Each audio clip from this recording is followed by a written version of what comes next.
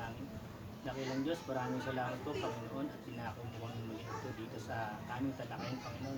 Panginoon, maraming salamat po sapagkat naitutuloy pa rin po namin itong COD na ito kung saan po Panginoon tatalakayin namin ang iyong napakabanal na salita Panginoon. Panginoon, ikaw lamang po ang aming mapagpagpurihan dito sa aming tatalakayan. Ikaw lang po ang maiangat Panginoon. Naway maghahari ka sa aming buhay Panginoon. Sa pangalan ni Jesus na aming tagapagligtas. Amen. Amen. Yung last na topic natin is yung indication number 2, the personality of Christ manifesting in His life.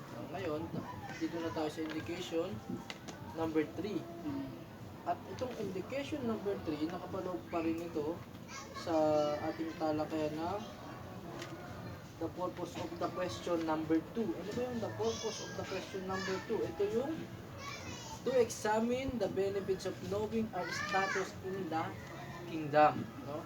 At yung pinaka main title na meron tayo is the certification of kingdom life, the assurance of salvation.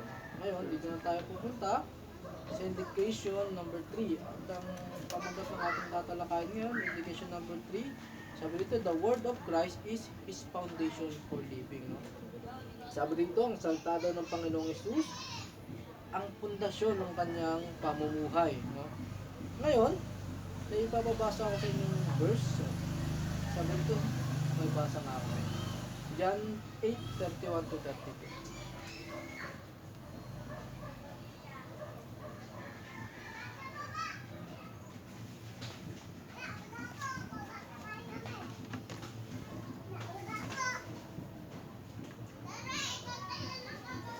Sabi rito sa 1, 30.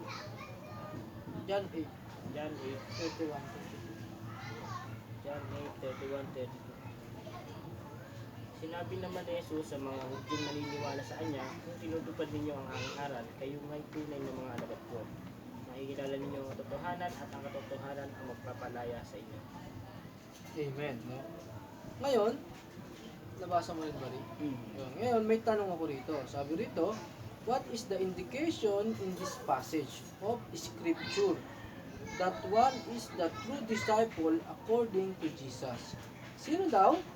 Yung ayon dito sa Scripture o salita ng Diyos o sa verse na binasa natin, sino daw yung totoong disciple ng Panginoong Hesus? Sino daw?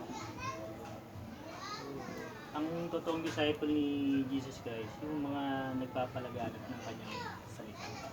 Yun, sabi rito, diba, sinabi naman ni Jesus sa mga Hudyong naniniwala sa Kanya, kung tinutupad ninyo ang aking aral, kayo nga'y tunay na mga alagad nito. Tinutupad yung aral ng Panginoong Hesus at yung ang nais nga ng Panginoong Hesus is mamuhay ng may kawisan ng mga tao at sumunod sa kanyang mga utos. At sabi, tularan yung kanyang ginawa. No, ipahayag ng salita ng Diyos na marami yung dapat gawin. No? At sabi nga rito, kung sino daw, yung pinaka-main dito, na sagot, kung sino daw ang tumutupad ng kanyang aral, yun daw yung kanyang mga alagad. At hanggang sa mga oras na to, hanggang sa panahon natin, no, sabi rito, kung sino daw yung tumutupad, siya yung disciple ng Panginoong Hesus. Kaya natin na, kumbaga tayo na nag-aaral ng kanilang ng salita ng Panginoon, so tumutupad dito, yun daw ang kanyang mga disciple. At sabi pa rito, makikita ninyo ang katotohanan at ang katotohanan na magpapalaya sa inyo. No?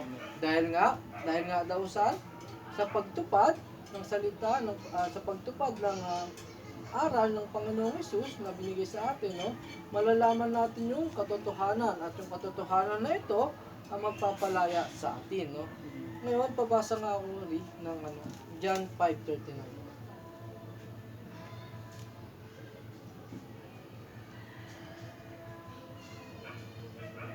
Sabi po dito sa John 5, verse 39, sinasaliksik ninyo ang mga kasulatan sa paniwalang doon ninyo matatagpuan ang buhay na walang hanggan.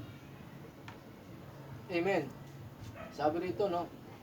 Ngayon, basahin ko ulit, no? Tapos magtatanong ulit ako sa inyo. Sabi rito, sinasaliksik ninyo ang mga kasulatan sa paniwalang doon ninyo matatagpuan ang buhay na walang hanggan. ang kasulatang iyan ang nagpapatuto tungkol sa akin. Ngayon ang Amen. tanong, sabi rito, according to Jesus, who is the subject of the scripture before him, no? Sino daw yung subject? Sino daw yung tinutukoy, no? Ng salita or ng scripture bago pa raw siya dumating? Sino? Sino daw yung tinutukoy? Tinutukoy. Ayon sa salita na to, sa John chapter 5 verse 39.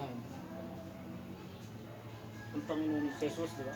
Amen. Tama po, ang Panginoong Hesus. Kaya nga sabi, no, sinasaliksik ninyo ang mga kasulatan sa paniniwalang doon ninyo matatagpuan ang buhay na walang hanggan. At ang pagpatuloy pa niya, ang mga kasulatang iyan ang nagpapatotoo tungkol sa akin. Ang Panginoong Hesus po ang nagsasalita rito. Kaya, ang sagot, tama po, no?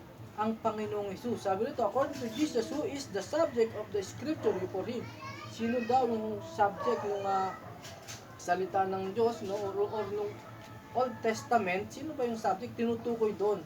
At ang Panginoong Hesus nga nagsabi mismo na patungkol yun sa Kanya. No? At siya yung subject ng Old Testament na yun. Ngayon, may tanong pa. Sabi nito, while he was physically on earth, how did he say he would continue his teaching after was gone? No? May tanong pa. Sabi nito, yung siya daw, physically yung buhay pa siya, nasa earth pa siya, sabi nito, paano daw maikukontinue yung kanyang pagtuturo kapag wala na siya? Paano daw? Yun, sa pamamagitan ng mga nakapakinig sa kanyang mga salita, ng mga disciples. Amen. Tama po. No? Sa pamamagitan ng kanyang disciple. Kaya nga sabi rito sa una, di ba? Sa una, what is the indication in this passage of scripture? That one is through disciple. At ang according to Jesus, at sabi nga dito, yung tumutupad sa kanyang mga aral. At yung aral nga na yun, natutunan natin, is gagawin natin at ituturo rin natin sa iba at tayo po, no, bilang mga disipulo ng Panginoong Hesus, tayo po yung magpapatuloy nito kapag wala ng Panginoong Hesus. Yun yung sinabi niya, yung siya pa ay buhay sa lupa, no, nabubuhay pa siya. Kaya sabi nito, he would continue speaking through the Holy Spirit, no? Sino yung may Holy Spirit? Tayo nga po yun, yung tinutukoy niya, ang disciple ng Panginoong Hesus, di ba? Nagkaroon ng Holy Spirit, yung pag-akyat ng Panginoong Hesus, di ba? Yung pupunta na siya sa langit. Ang sabi niya sa mga disciple niya, huwag kayong aalis sa lugar na yan habang hindi bumababa ang Holy Spirit sa inyo. At yun nga, bumaba yung Holy Spirit sa kanila, nagkaroon sila ng Holy Spirit. Sa atin naman, sa kapanahonan natin, no? Sino yung tumanggap sa Panginoong Hesus bilang personal niyang Panginoon at tagapagligtas? Siya yung pinagkalooban ng Espiritu ng ating Panginoong Hesus. Yung Espiritu na yon, sabi nga rito, he would continue speaking through the Holy Spirit. Dahil sa Holy Spirit na binigay sa atin ng Panginoong Hesus, yun ang mangungusap sa atin para tayo magpatuloy bilang kanyang mga disciple. No? At sabi pa rito, may tanong, of whom would the Holy Spirit speak according to Jesus? No? Sabi rito, to whom would the Holy Spirit speak according to Jesus? Sino daw yung kakausapin ng Holy Spirit? Sabi ng Panginoong Hesus, no? Sino? Tayo po yon, no? Kasi nga binigyan niya tayo ng Holy Spirit at yung Holy Spirit na galing sa Panginoong Hesus, ayun ang kakausap sa atin para gumawa tayo ng tama at malaman natin yung mga mali na hindi natin dapat gawin. Sabi, pabasa nga ako, Ben, ng Pilipos chapter 2 verse 5 hanggang 11. Atin na lang kayo siguro.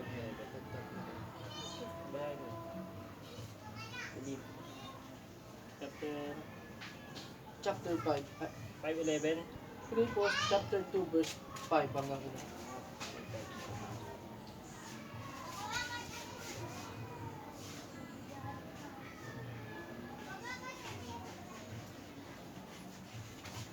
Sabi dito sa mga taga-Pilipos, chapter 5, chapter 2, Chapter 5 chapter 5. chapter 2, verse 5. Oh, chapter 2, verse 5. 11. Kaya magkaroon kayo ng kaisipan na tulad ng kay Kristo Jesus. 6. Kahit siya ibigas na at tunay na Diyos, hindi niya pinagpilitang manatiling kapantay ng Diyos. 7. Sa pusa niyang hinubad ang pagiging kapantay ng Diyos at naging katulad ng isang alipin. Pinanganak siyang tulad ng mga kakaraniwang tao at nang si Kristo ay maging tao. 8. Nagpakumbaba siya at naging masnurin hanggang kamatayan. Maging tuman ay kamatayan sa krus. 9. Dahil dito siya ay lubusang ipinaas ng Diyos at ibinigay sa kanya ang pangalang higit sa lahat ng pangalan. Okay, sa pagpapatuloy po sa verse, dito pa rin po sa chapter 5, chapter 2, verse 5 to 11, no? Verse 10 na tayo. Sa gayon, sa pangalan ni Jesus ay luluhod at magpupuri ang lahat ng nasa langit, nasa lupa at nasa ilalim ng lupa. Verse 11. At para sa ikaluluwalhati ng Diyos Ama, ang lahat ay magpapahayag na si Jesucristo ang Panginoon. Amen. Sabi nga rito, no? God the Father is glorified when the Son is exalted, no? Sabi rito, kapag yung anak ng Diyos, na ang Panginoong Hesus ay naitaas, no? Or naitataas sa mga buhay ng bawat isang naririto, sa bawat isang buhay na nagdisipulo ng Panginoong Hesus, sino daw ang nag-glorify? Ang Diyos Ama, no?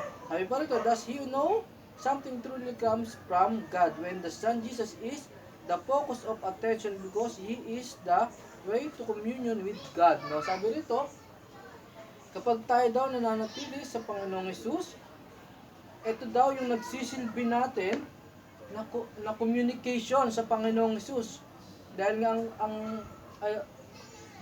ang ating communion, communication is sa pamamagitan ng Panginoong Hesus. At dahil nga doon, nakaka-communicate tayo sa Diyos. Dahil nga, sabi rito, because He is the way to communion with God, no? Sa pamamagitan ng pagtanggap natin sa Panginoong Hesus at pagsunod sa kanyang aral, yun yung nagiging way ng ating communion ay communication or sabi rito ugnayan, no? Sa Diyos dahil sa Panginoong Hesus. Pabasa nga ako ulit sa John 14:6. John 14:6.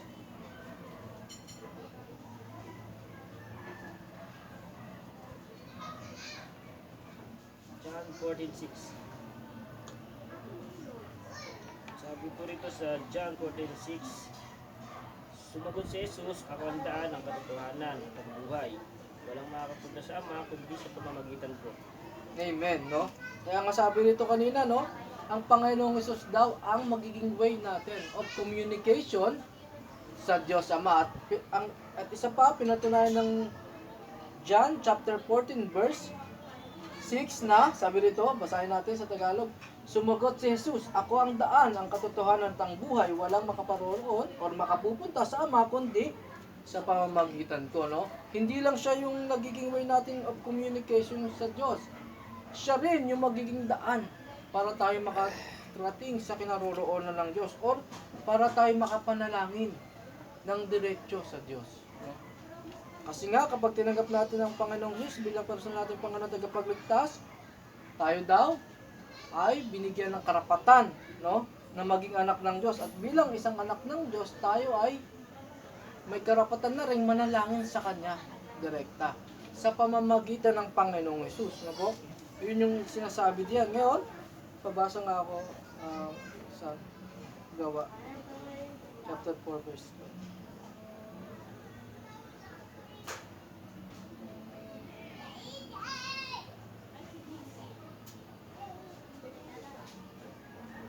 Verse 12.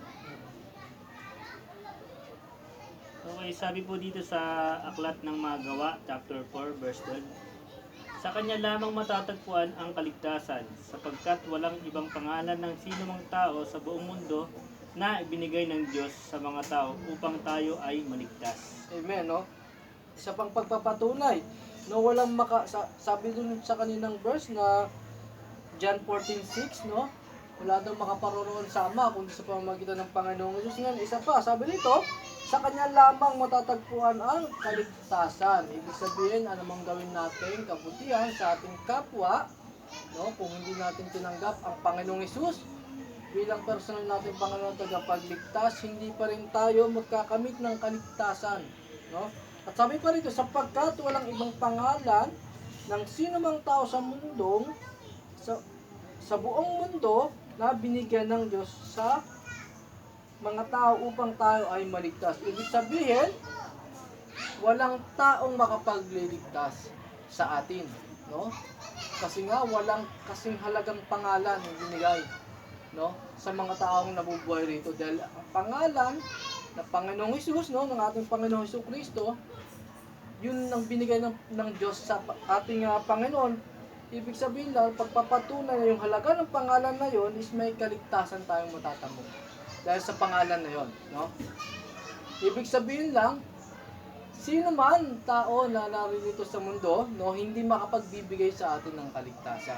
Sapagkat sabi nga, isa lang yung pinili ng Diyos, no, binigyan ng ganong angking kakayahan, no, na makapagligtas ng tao, kundi ang Panginoong Hesus lamang at wala na pong iba, no. Kaya nga sabi dito, no, siya yung daan at ang katotohanan at ang buhay, no, walang makaporoon sa Ama, kundi sa pamamagitan niya, sa pamamagitan ng Panginoong Hesus. Sabi po rito, as your test to know if the Spirit is truly speaking, in that we will speak on the glorify Jesus note. Pabasa nga ako. Ben, John 16:13. John 16:13 nga po. 14.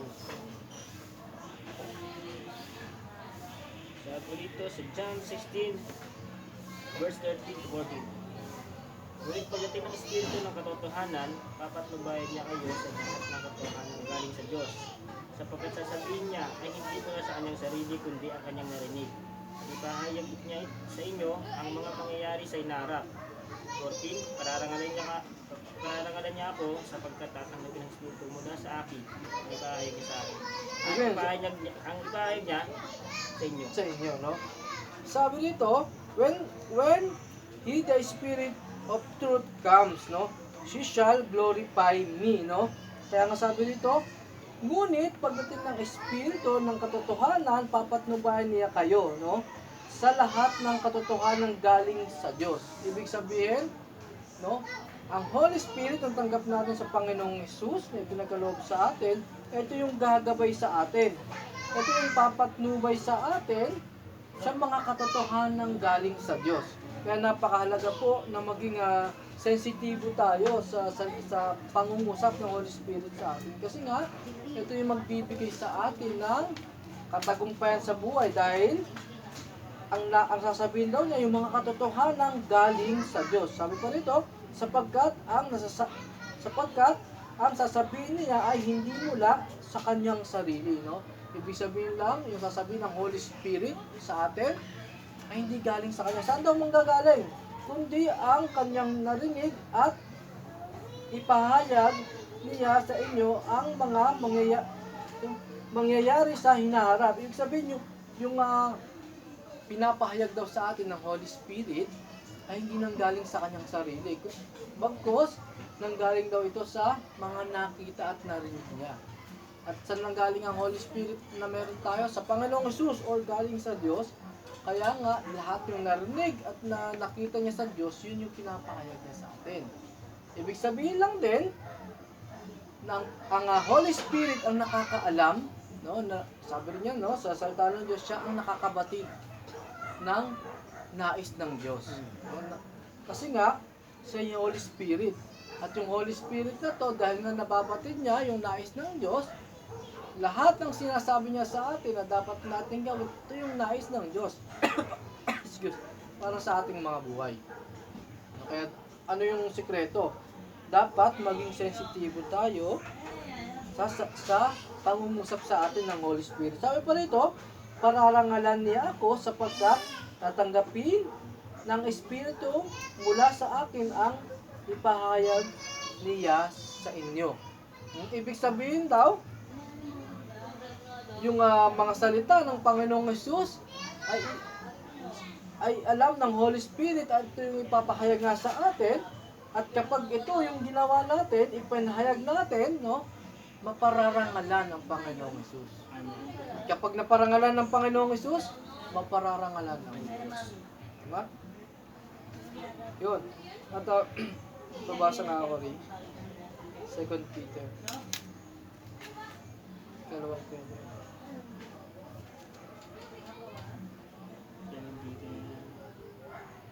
Kalawang Pedro, chapter 1, verse 21. Sabi po dito sa aklat ng 2 Peter o ikalawang Pedro, chapter 1, verse 21, ano? Sapagkat ang pahayag ng mga propeta ay hindi nagmula sa kalooban lamang ng tao. Ito'y galing sa Diyos at ipinahayag ng mga taong nasa ilalim ng kapangyarihan ng Espiritu Santo. Yun. Ano bang topic natin? Yung indication number 3. Sabi rito, the word of Christ is His foundation for living. No? At sinabi rito sa verse na to, sapagkat ang pahayag ng mga propeta ay hindi nagmula sa kalooban lamang ng tao. Ito'y galing sa Diyos at ipinahayag ng mga taong nasa ilalim ng kapangyarihan ng Espiritu Santo. Ibig sabihin lamang po, no, kung ang foundation ng ating ng buhay is salita ng Panginoong Hesus, nanggaling to sa Diyos, ito ay hindi lamang likha ng tao. Hindi lamang to nanggaling sa tao.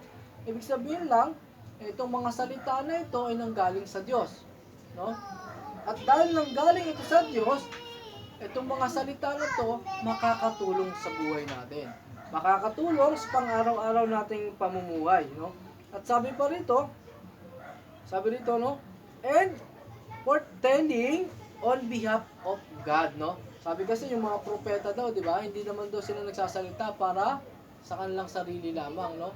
Sila yung ginagamit na mensahero ng Diyos, no? Para ipabatid sa mga tao yung nais ng Diyos sabihin sa mga tao, no? Kagaya nung kung naalala niyo yung kwento ni Jonah, di ba?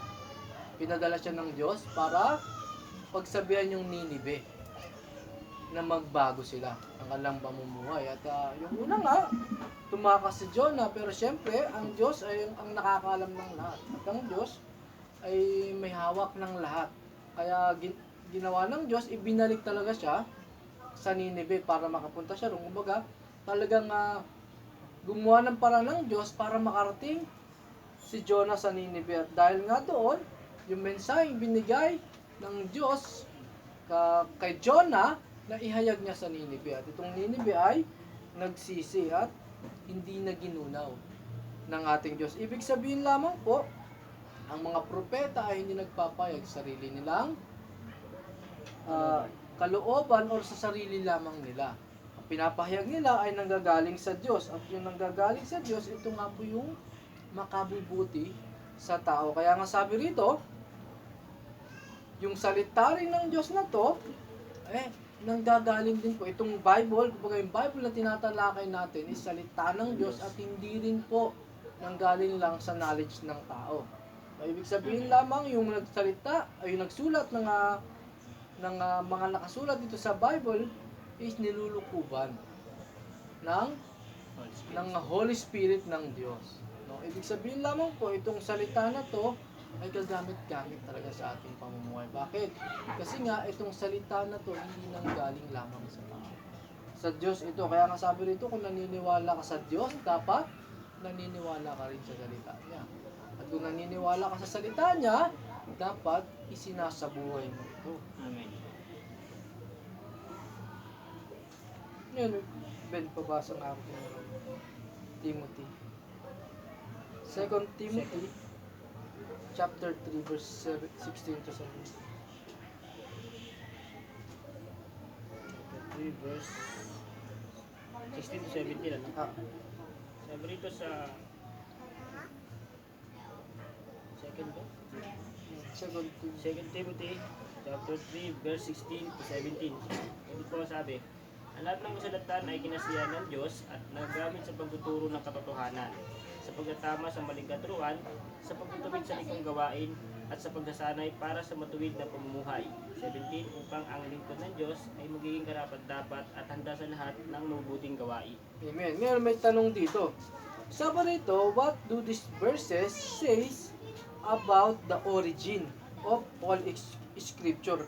Sabi rito, ayon daw sa verse na binasa natin, ano yung sinasabi nito patungkol sa pinagmulan ng scripture or sa lahat ng salita na nakasulat sa Bible. Saan daw ito nagmula? Pananampalataya.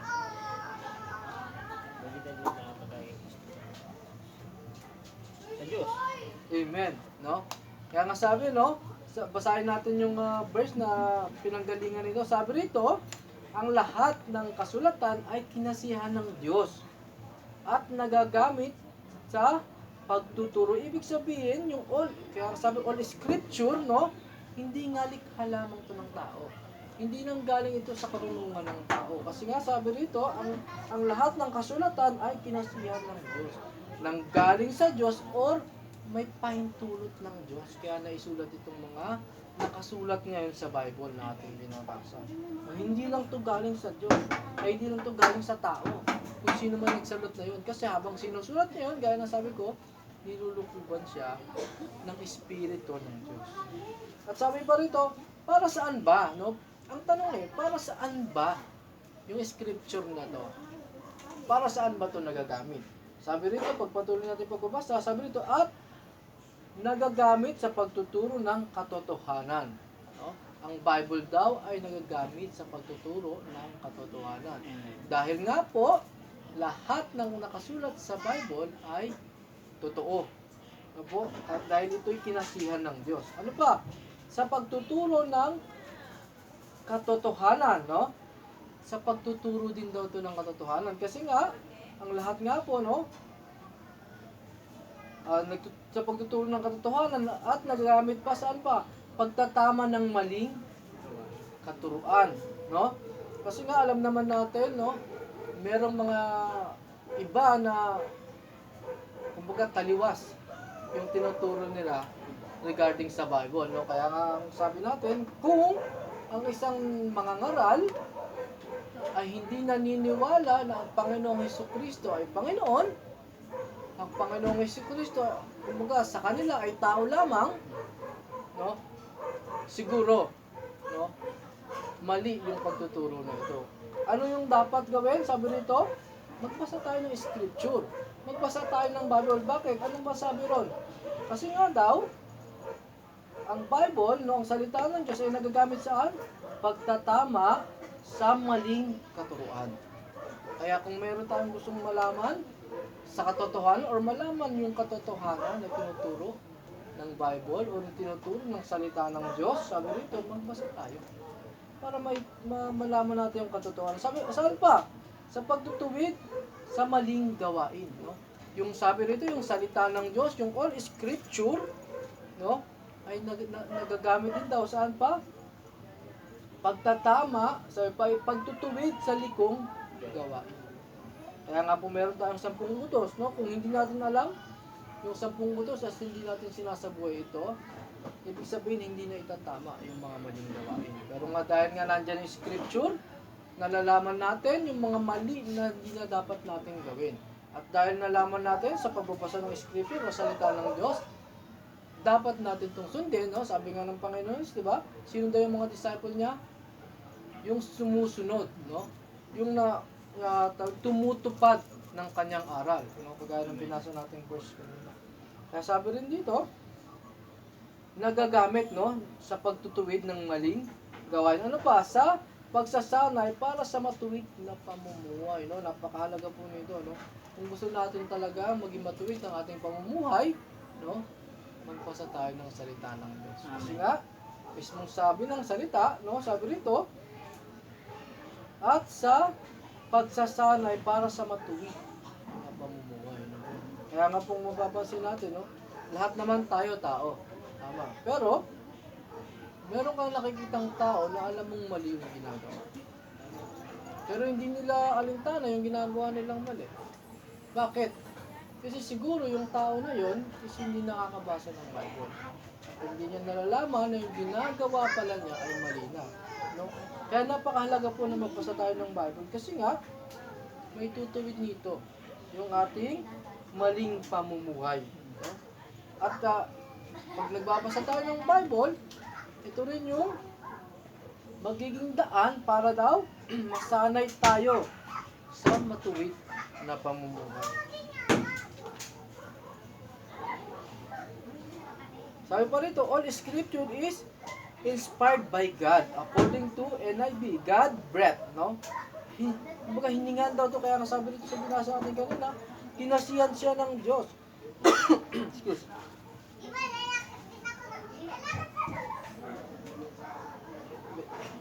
Saan pabasa ako ng John chapter 5 verse 21? 5:39.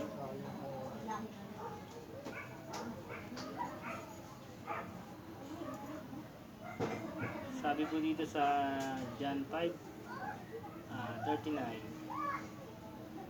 Inasaliksik ninyo ang mga kasulatan sa paniwalang doon ninyo matatagpuan ang buhay na walang hanggan.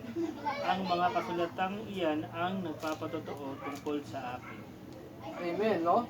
Kaya nga sabi rito, the Bible, no? Kumbaga dapat, madiin ito eh. Sabi rito, the Bible is from God the Father, no? Yung Bible daw ay nanggaling sa ating Diyos Ama by God the Holy Spirit, no? At sabi pa rito about God the Son, no? Yung Bible daw ay patungkol sa anak ng Diyos, no? Ngayon, ano ba yung sinabi rito? Sa John chapter 5 verse 39, sinasaliksik ninyo ang mga kasulatan sa paniniwalang doon ninyo matatagpuan ang buhay na walang hanggan. Sabi rito, no? Yung kasunod, sabi, ang mga kasulatang iyan ang nagpapatotoo tungkol sa akin. Kaya nga sabi rito, the Bible is from God the Father. Nanggaling daw ang Bible sa ating Diyos Ama by God the Holy Spirit about God the Son. Tungkol, no? Sa anak ng Diyos. No? Dapat kung malinaw sa atin yan. Sabi rito, tells us the scripture before the coming of Christ point to Him, no? Sabi rito, ito daw Bible na to ay nagtutukoy, no? Sa pagdating ng ating Panginoong Hesus. At yun nga, nagdumating na nga Panginoong Hesus, no? Patagpusan tayo sa ating mga kasalanan. Pinako na siya sa krus ng Kalbaryo, no? Kumbaga, nangyari na, no? Nangyari na yung plano ng Diyos na magkaroon tayo ng salvation sa pamamagitan ng Panginoong Hesus. Kaya nga sabi rito, yung Bible daw, saan daw? About God the Son. Tungkol sa anak ng Diyos. At yung anak ng Diyos na tinutukoy, sino siya?